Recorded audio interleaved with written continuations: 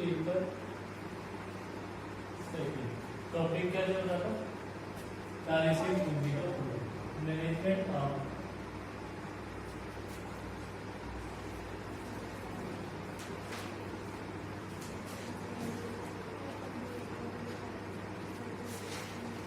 Management of working capital, कार्यशील पूंजी का प्रबंधन।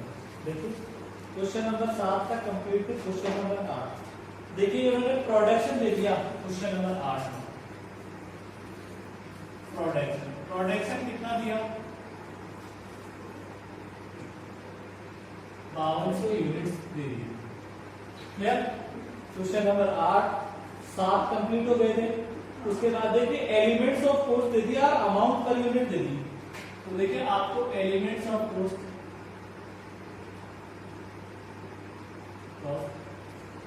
इसमें आपको देखिए एलिमेंट्स ऑफ कॉस्ट में रॉ मटेरियल, लेबर, ओवरहेड्स,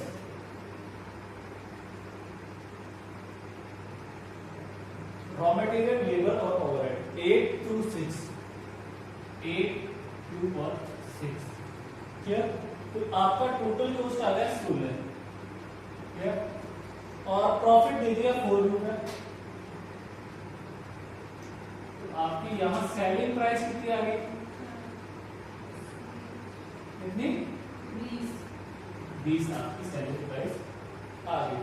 ठीक है, उसके बाद देखिए आप कच्ची सामग्री औसतन कितने में आ रही थी? कच्ची सामग्री औसतन 1 माह भंडार में रहती है।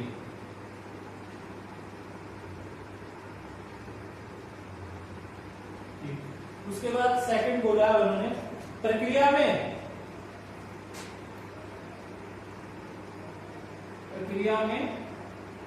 औसतन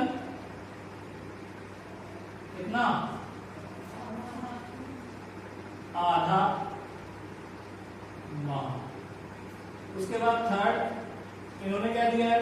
निर्मित माल औसतन 6 सप्ताह स्टॉक में रहता है।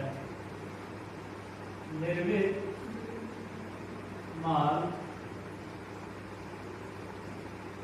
औसतन 6 सप्ताह स्टॉक में रहता है। 6 सप्ताह स्टॉक में रहता है। उसके बाद फोर्थ क्या दे रखा है? लेनदारों द्वारा स्वीकृत उधार, लेनदारों द्वारा स्वीकृत उधार कितने माह है? 1 माह की।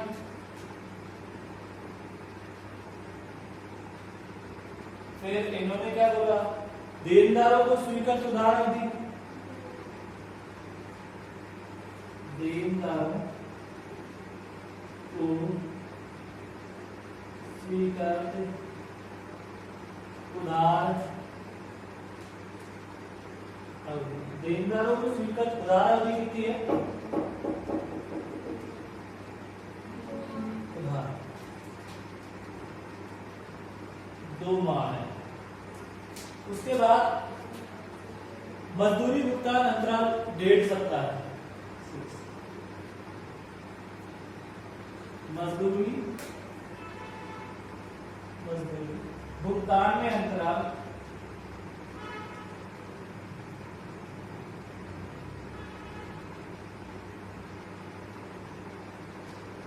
मजदूरी भुगतान में अंतराल 1.5 सप्ताह है। कितने सप्ताह है? 1.5 सप्ताह। वर्ष में 52 सप्ताह और कितने दिन माने? 4 दिन। और कैश दे रखा है आपको कितना दे रखा है? 7,300। 52 सप्ताह कह रहा है, वर्ष में 52 सप्ताह और 4 माह मानिए। कहने का मतलब एक वर्ष में कितने सप्ताह मान ले हैं? 52 क्लियर? 52 सप्ताह मान ले। लेकिन एक महीने में कितने सप्ताह होंगे? हाँ, 4 सप्ताह होंगे। एक महीने में से कितने सप्ताह होंगे? 4 सप्ताह होंगे। तो ये क्वेश्चन नंबर 8 है आपकी एमआर ऑफ दरबार की जो बुक है इसमें। ठीक है, इसमें आपको क्या कैलकुलेट करना है? Statement showing working capital requirement. ठीक है, statement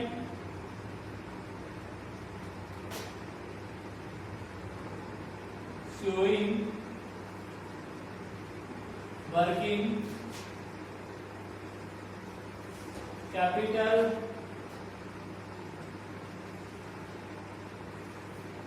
requirements। Statement showing working capital requirements आपको कैलकुलेट करना है।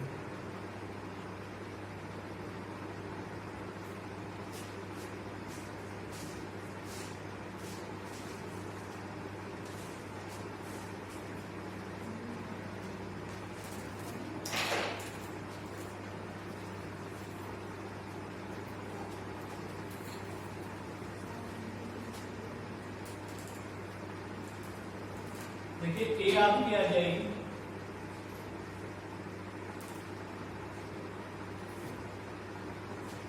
Current assets. करंट एसेट्स ए आपकी क्या आ जाएगी? Current assets.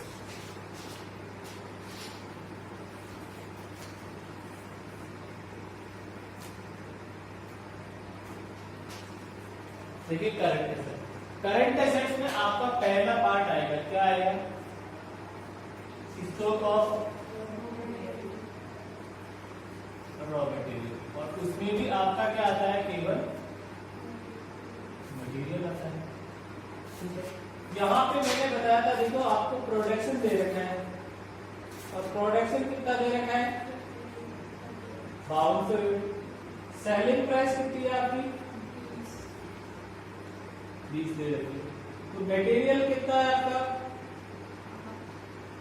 8 रुपए, खुद ने कैलकुलेट करके दे दिया। लेबर आपका 2, और ओवरहेड आपका 6 दे दिया। ओवरहेड्स ये आपका यहाँ तक क्लियर है। अब देखिए क्वेश्चन को आराम से पढ़िए। यहाँ से कच्ची सामग्री में औसतन क्या आमदन रहता है? 1 माह। 1 माह तो 1 माह इक्वल टू कितने होंगे? 4 सप्ताह। अरे 1 माह बराबर क्या मानेंगे? 4 सप्ताह ही मानेंगे। तो देखिए मटेरियल वही 5200, मटेरियल की रेट कितनी है? 8 इंटू 4/52 कीजिए।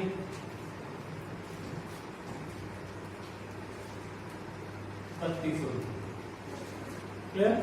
सेकंड पे आ जाइए आपका स्टॉक ऑफ WIP। एक तो आपका क्या आएगा? मटेरियल आएगा, दूसरा आपका क्या आएगा? लेबर, और तीसरा आपका क्या आएगा? ओवरहेड। देखिए इकाई वही 5200, मटेरियल की रेट 8, लेबर की रेट कितनी है? 2, और ओवरहेड की रेट 6। प्रक्रिया में माल कितने माल रहता है? आधा माल रहता है। आधा माल का मतलब आप क्या मानेंगे? 2 ही सप्ताह होंगे भाई। 15 दिन 14 दिन में कितने सप्ताह होंगे? 2 सप्ताह। तो इसको करेंगे 2/52, 2/52 और 2/52। ये आपका कितने परसेंट पे लेंगे? 50%। निकालो 1600, 200, 700।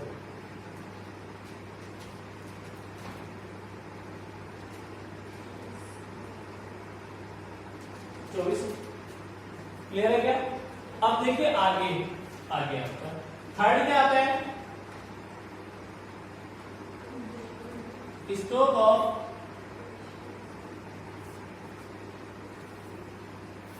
फिनिश गुड्स, और इसमें आपका एक तो क्या आ जाएगा? मटेरियल, दूसरा क्या आ जाएगा? लेबर, और तीसरा क्या आ जाएगा आपका? ओवरहेड। क्लियर? वही कितनी इकाई? 5200 इकाई। इधर भी कितनी? 5200। इधर आपकी कितनी? 5200।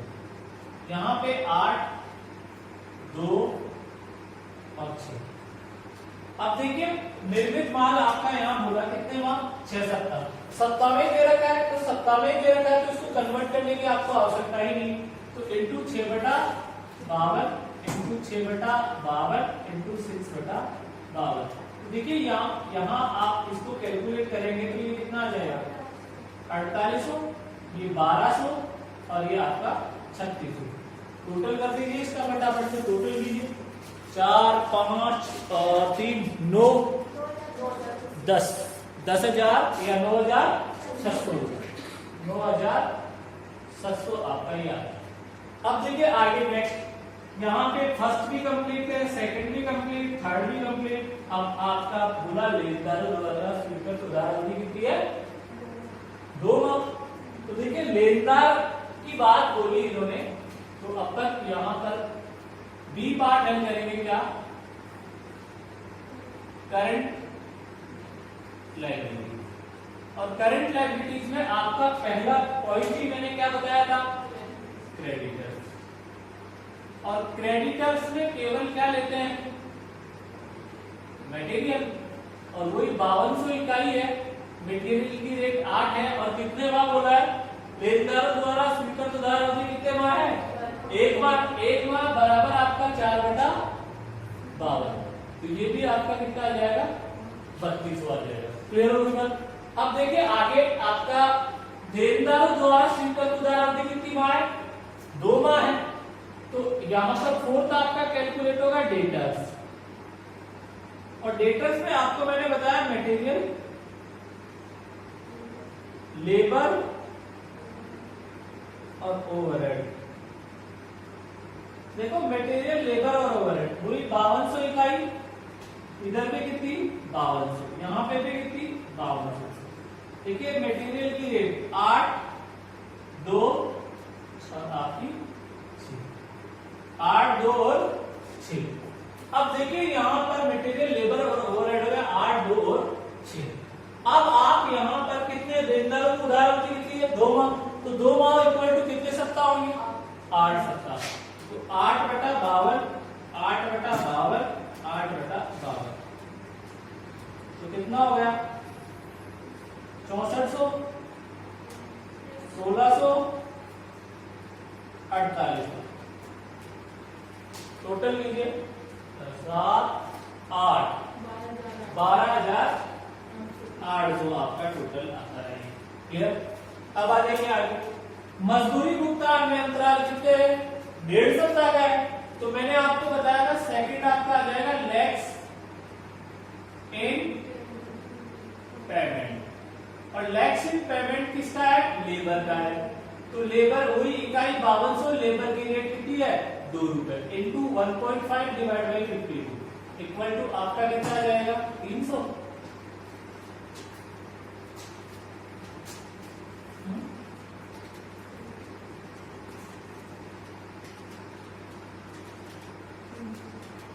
कैश आपका कितना दे रखा है, ये लो कैश। अब इसका टोटल कर दो आपका ए, करो इसका टोटल, 2 3 और 2 5 14 26 और 7 35,300 इसका टोटल है, 35,300। अब देखिए 35,300 इसका टोटल है, और यहां पर आपका बी का टोटल आ गया कितना 3500। तो working capital A minus B 31,800 आपका क्या रहेगा, फाइनल आंसर रहेगा। किसका आंसर रहेगा, वर्किंग कैपिटल का, और आपका आंसर भी आ गया है 31,800। छापो जल्दी से।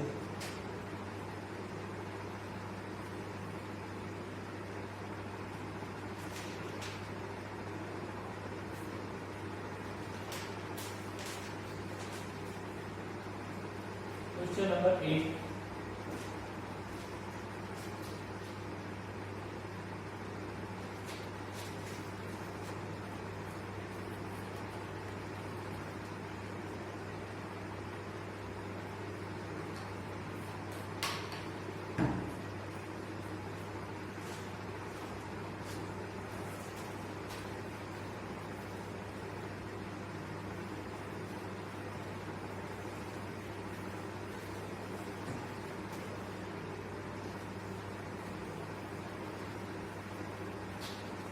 क्वेश्चन नंबर 9 देखिए, क्वेश्चन नंबर 9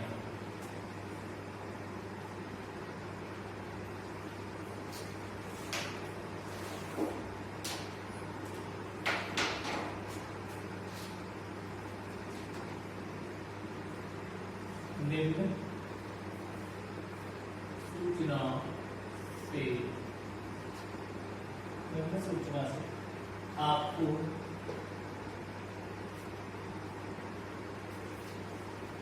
कार्यशील पूंजी का अनुमान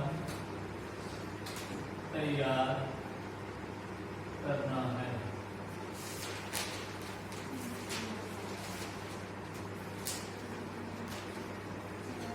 raw material, labour, overheads. Overheads में 400, 150, 300, 400, 150 और 300। और सेलिंग प्राइस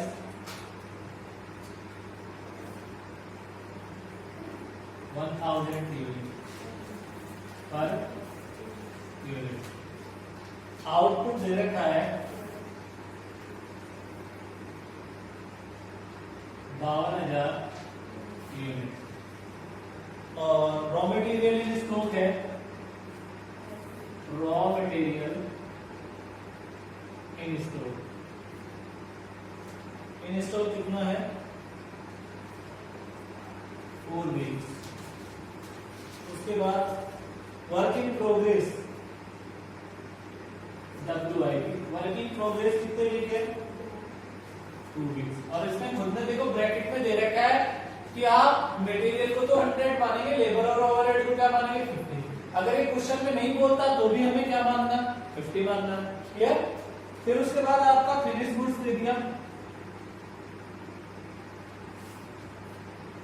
और फिनिश गुड्स आपको कितना दिया इन स्टॉक कितना 4 week.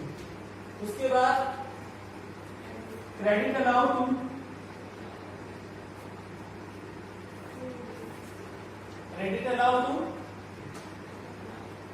Credit allow by supplier,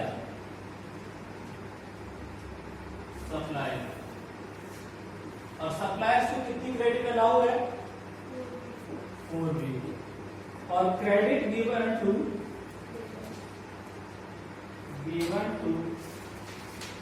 debtor, और डेटर्स को 8 वीक। या उसके बाद आ जाइए, कैश दे रखा है आपको कितना 50,000।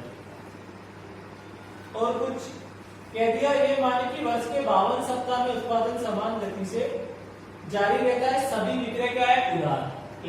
ये आपको क्वेश्चन दिया हुआ है। क्वेश्चन नंबर कौन सा है ये 9 नंबर का क्वेश्चन है। देखिए अब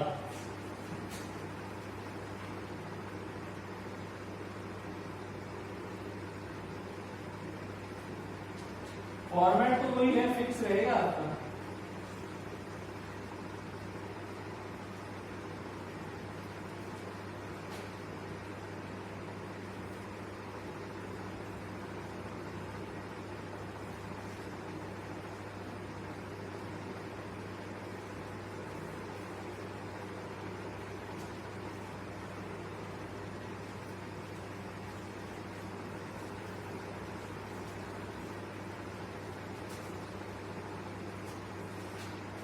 देखिए क्वेश्चन नंबर कौन सा है 9 नंबर का क्वेश्चन।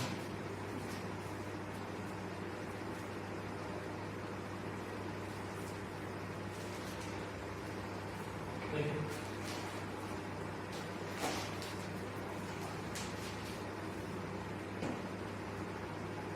बी आपकी क्या आ जाएगी करंट लायबिलिटी। मैंने आपको यहाँ बताया था, एक तो आउटपुट या प्रोडक्शन। आउटपुट या प्रोडक्शन अपना कितना है 52,000 यूनिट से। सेलिंग प्राइस कितनी है आपकी 1000 पर यूनिट। इसमें आपका मटेरियल कितना है खुद ने दे दिया 400। लेबर आपका कितना दिया 150। ओवरहेड आपका कितना दिया? 300।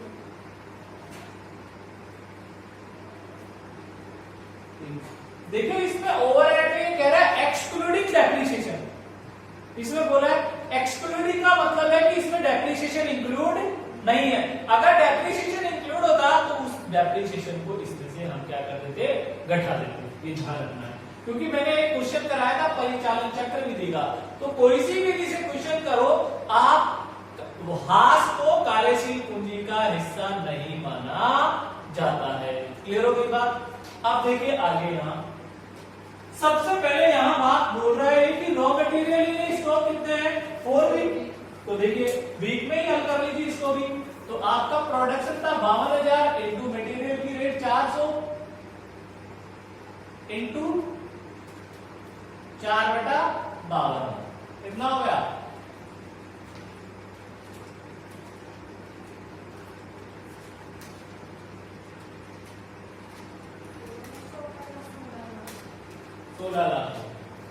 चलो आगे फिर आ जाइए यहाँ पे फिनिश WIP कितने वीक है? 2 वीक। तो वही 52,000 इंटू 400, 52,000 इंटू 150, 52,000 इंटू 300। देखिए अब कितने सप्ताह बोल रहा है? 2 2/52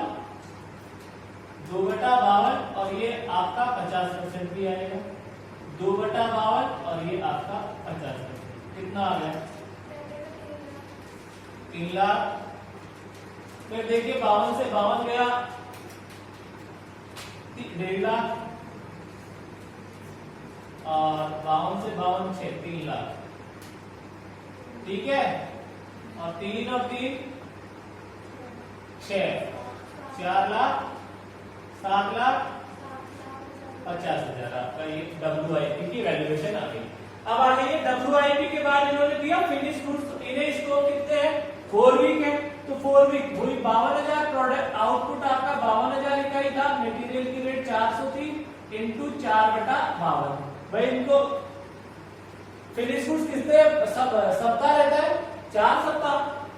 फिर देखिए 52,000 इंटू 150 इंटू 4/52, 52,000 इंटू 300 इंटू 4/52। ये तो आपका 16 लाख, 6 लाख और ये आपका 12 लाख। टोटल कितना हो गया?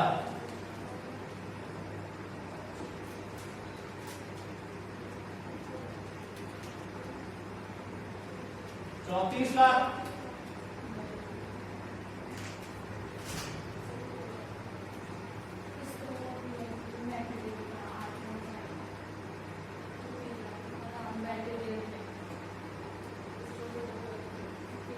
ये 8 लाख, 8 और 1 9 और 3 12,50,000। हाँ सही है क्या? हो तो कैलकुलेशन 50% नहीं करेंगे। ठीक, ये कैलकुलेशन सही है। 16 लाख, 6 लाख और 12 लाख।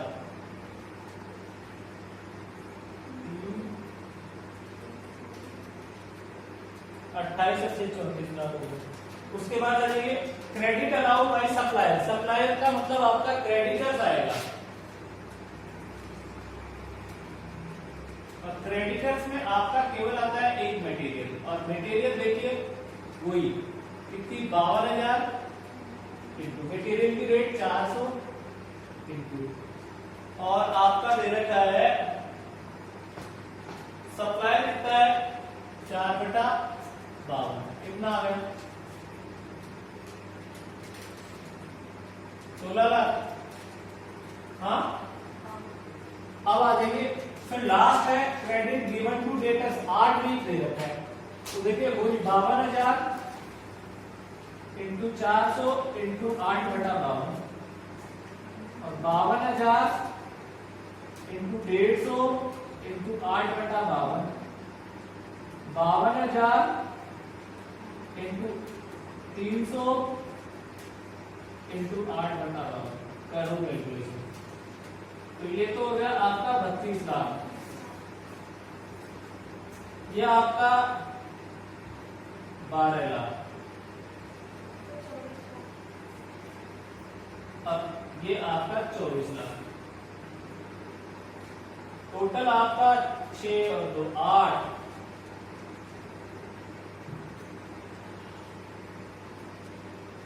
68 लाख। कैश कितना दे रखा है? 50,000। तो आप ए इसका टोटल कर लीजिए, करंट असेट्स का टोटल कितना आ रहा है। फ्लेक्सिंग पेमेंट है नहीं, तो बी आपकी करंट लायबिलिटीज का टोटल, तो इसमें कितना आ जाएगा? 16 लाख ही आ जाएगा। तो working capital A minus B आपकी कैलकुलेट कर लीजिए।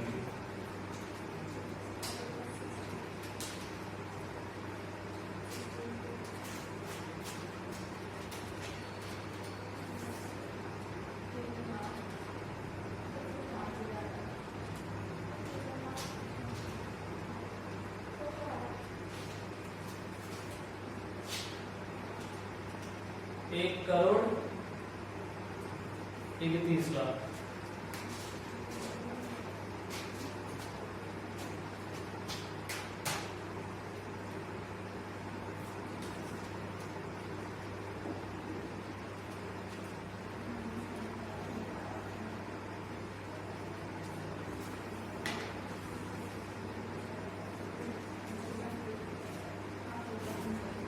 देखिए 1 करोड़ 31 लाख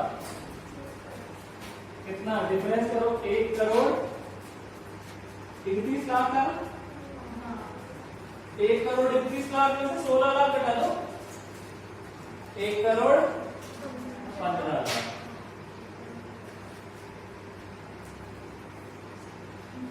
आया क्या समझ में?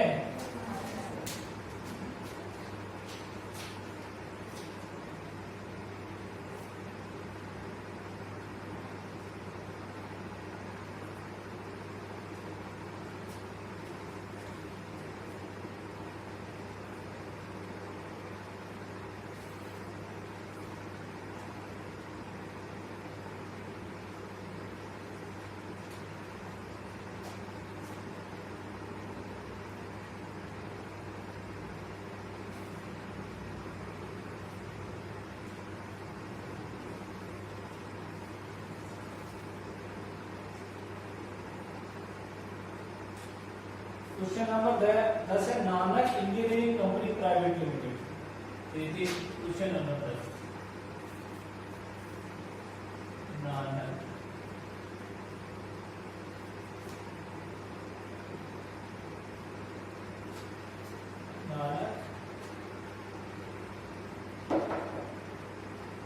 इंजीनियरिंग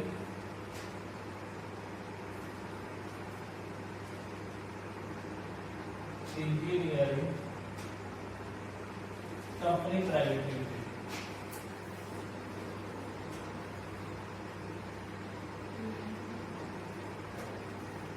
देखिए रॉ मटेरियल दे रखा है इसमें 90 रुपए पर यूनिट, लेबर है 40।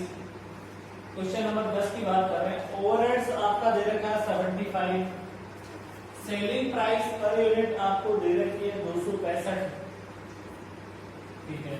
आउटपुट आपको दे रखा है 1,56,000 unit. Raw material in stock है 1 मंथ। WIP में आपका है औसतन 2 सप्ताह 2 week. Finish goods in stock 1 month.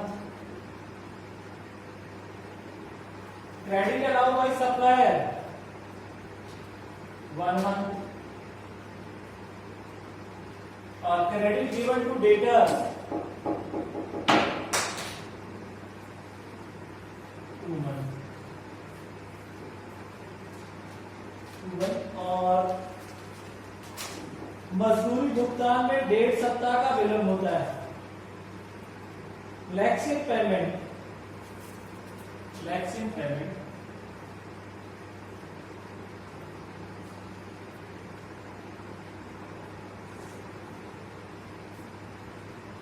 एक तो किसमें, लेबर में, और एक आपके किसमें, ओवरहेड्स में।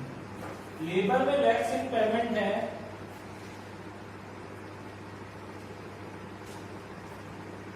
1.2 सप्ताह,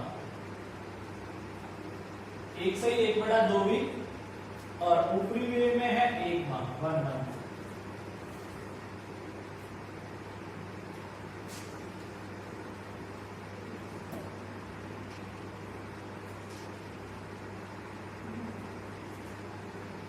फिर कह दिया 20% output, 20% output of the output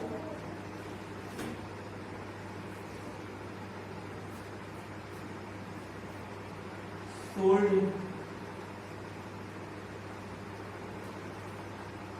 is sold